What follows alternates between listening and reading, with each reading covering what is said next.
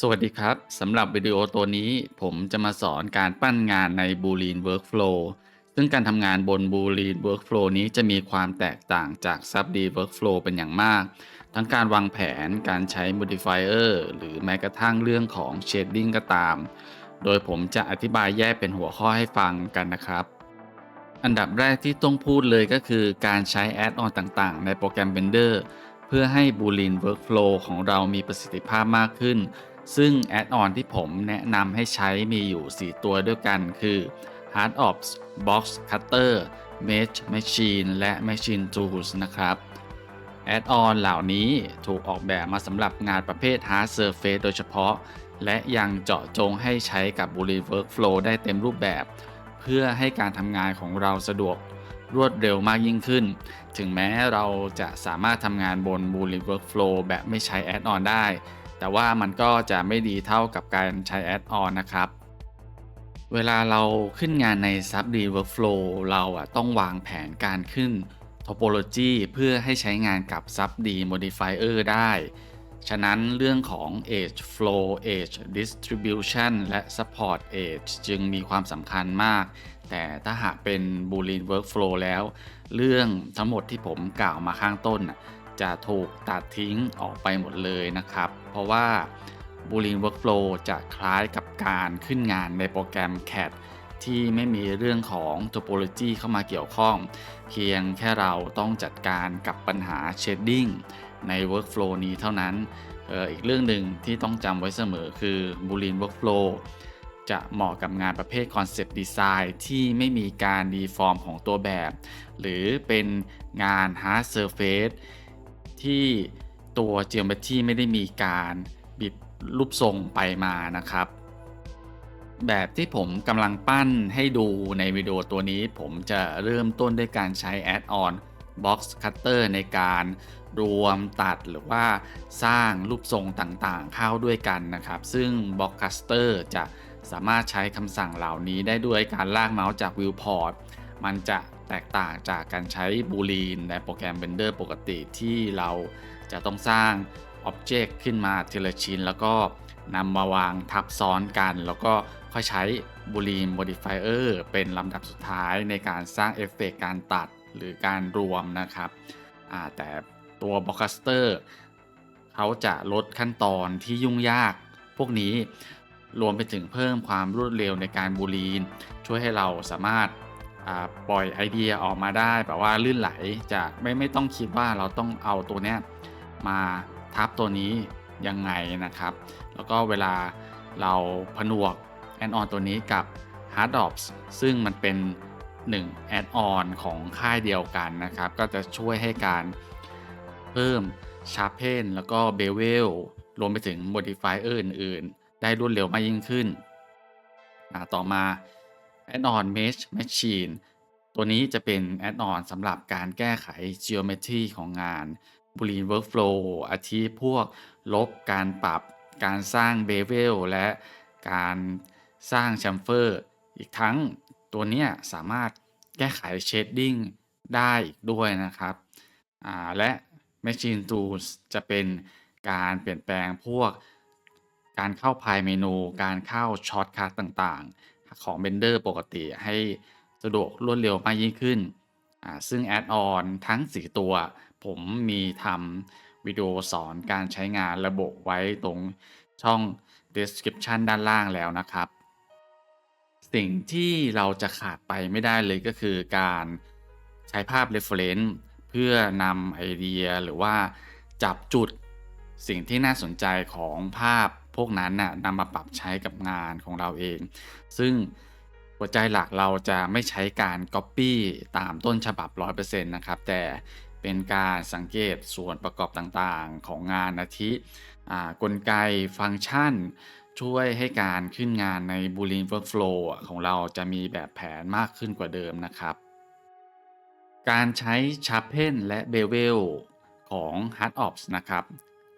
กับงานประเภท Hard Surface ที่ขึ้นใน Boolean Workflow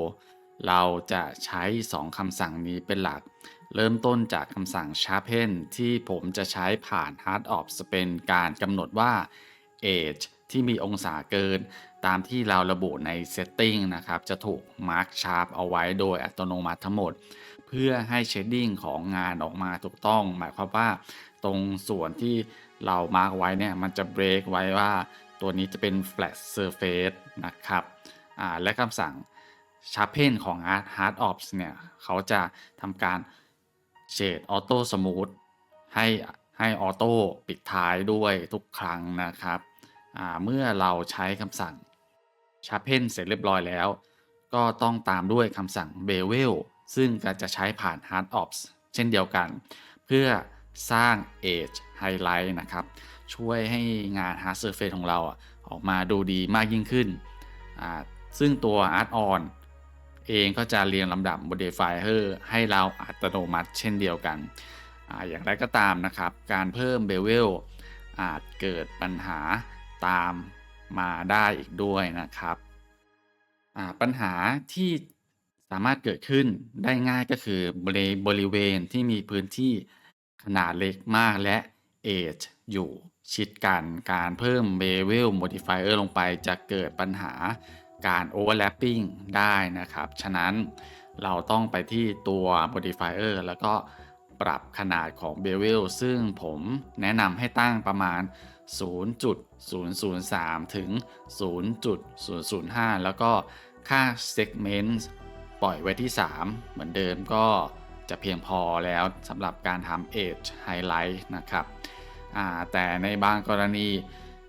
ปัญหาจะเกิดจาก Topology นะครับอย่างเช่นตัว Edge มันต่อกับจุด Vertex ทำมุมได้ไม่ดีนะครับมันก็จะเกิดปัญหา Shading มัน break หรือว่ามันจะเกิด Artifact เกิดขึ้นนะครับเราก็แค่ลบ Edge ตัวนั้นแล้วก็หาจุดต่อใหม่ก็พอแล้วนะครับโดยเวลาเราหาจุดพวกนี้ให้เราเปิด Wireframe Mode เราจะเห็นปัญหาได้ชัดเจนมากขึ้นนะครับ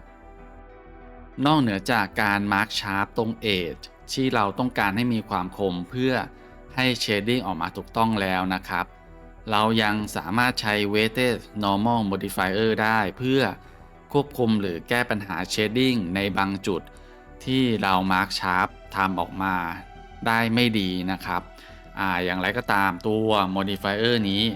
จะต้องใช้ควบคู่กับ Bevel Modifier เท่านั้นเพราะตัว Bevel Modifier ทำหน้าที่เหมือนกับ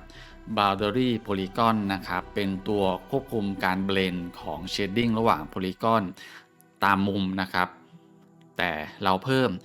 Weighted Normal Modifier เข้าไปอีกเพื่อช่วยให้ Shading ระหว่าง Flat Area และ Corner Area ออกมาดียิ่งขึ้นก็หมายถึงว่าตัวการเบนเนี่ยระหว่างอันนี้นะมันจะดียิ่งขึ้นไปอีกนะครับหลังจากที่ผมพูดถึง Modifier ที่จำเป็นในการขึ้นงานใน Boolean Workflow แล้วผมจะมาเริ่มต้นพูดตั้งแต่ขั้นตอนแรกนะครับการ Block Out นะครับผมจะทำการ Block Out โดยใช้ Primitive Shape อย่างเช่นลูกบากทรงกระบอกทรงกลมเพื่อ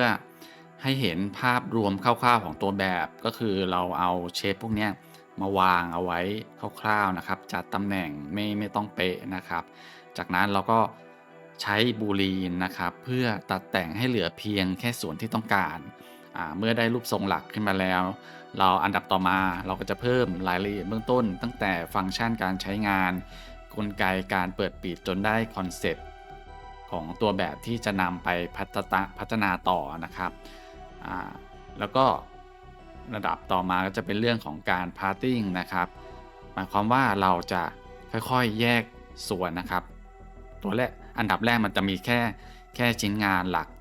ตัวเดียวนะครับแล้วก็ค่อยตัดแยกส่วนผมจะใช้คำสั่ง slide ของ box cutter นะครับทำการ parting ตั้งแต่ฝาบนฝาล่าง body ตรงกลางนะครับเมื่อเราแยกเสร็จเรียบร้อยให้ทำการ apply boolean modifier ด้วยการกดปุ่ม Ctrl ค้างนะครับแล้วก็กดคำสั่ง Sharpen ของ Hard Ops จะเป็นการ Apply พร้อมกับ Sharpen ให้อัตโนมัตินะครับส่วน Bevel Modifier ไม่จำเป็นต้องทำอะไรเพิ่มถ้าหากชิ้นงานไม่มีปัญหานะครับต่อมาจะเป็นเรื่องของการ Surfacing นะครับเราสามารถเพิ่มจุด สนใจบนพื้นที่ว่างได้โดยเราจะพิจารณาจากความสมดุลของชิ้นงานขั้นตอนเนี้ยอาจจะต้องใช้เวลาสักพักนะครับอาจจะมีการเพิ่มหรือแก้ไขได้ตลอดเวลาฉะนั้นแอดออนอย่าง Mesh Machine จึงมีความจำเป็นอย่างมากนะครับถ้าเราต้องการแก้ไข Fillet หรือว่า Chamfer เพราะว่าในโปรแกรม Blender ปกติถ้าเรา Fillet หรือ Chamfer ลงไปแล้วเราไม่สามารถย้อนกลับได้นะครับแต่ว่าตัว Mesh Machine สามารถทำได้นะครับเราจะต่อกันด้วยการ Detailing นะครับ Detailing ก็คือเป็นการเก็บรายละเอียดนะครับเมื่อหลังจากที่เราทำขั้นตอนทั้ง3อันแรกเสร็จเรียบร้อยเราจะพยายามกระจายรายละเอียดออกมานะครับใส่เข้าไปในจุดที่ควรจะอยู่นะครับไม่จำเป็นต้องว่าต้องใส่ไปทั้งทุกจุด360องศาไม่จำเป็นนะครับเราปล่อยพื้นที่ว่างได้นะครับเป็น empty space นะครับสำหรับวิดีโอตัวถัดไปผมจะมาสอนการใส่ Material ผ่าน Material System นะครับแล้วก็ต่อด้วยการจัดแสงด้วยการใช้ HDRI นะครับการเพิ่มกล้องผ่านเลนส์ซิมเป็นแอดออนตัวล่าสุดที่ได้รับความนิยมมากนะครับแล้วก็ปิดท้ายด้วยการเรนเดอร์ยังไงให้งานออกมาดูสวยนะครับยังไงก็สามารถติดตามดูกันเร็วๆนี้ได้นะครับสำหรับวันนี้ก็มีเพียงเท่านี้นะครับสวัสดีครับ